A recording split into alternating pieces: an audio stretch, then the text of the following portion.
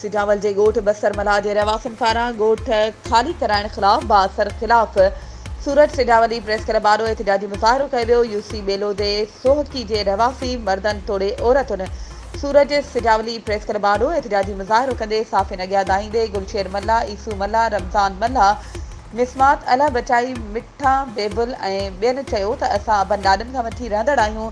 असांजो ॻोठ क़दीमी आहे। हिकु बासर नाले सैयद मज़हर शाह जेको कुझु महीननि खां वठी असांखे तंग करे रहियो आहे ऐं चवे थो त हितां लॾे वञो। हीउ ॻोठ जो प्लाट मुंहिंजी ज़मीन आहे। काफ़ी भेरा ॻोठ ते पुलिस जी चढ़ाई पिणु कराई आहे। असां ग़रीब मिसकीन आहियूं। मज़हर शाह असांजो जीअण जंजाल करे छॾियो आहे।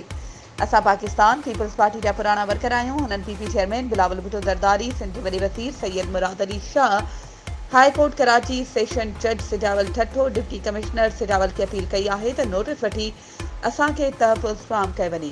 वधीक ख़बरुनि ऐं अपडेट्स जे लाइ असांजे चैनल खे सब्सक्राइब कयो ऐं हा, बेल आइकन खे प्रेस करणु न विसारिजो त जीअं असांजी हर नई अचण वारी वीडियो तव्हां ताईं पहुची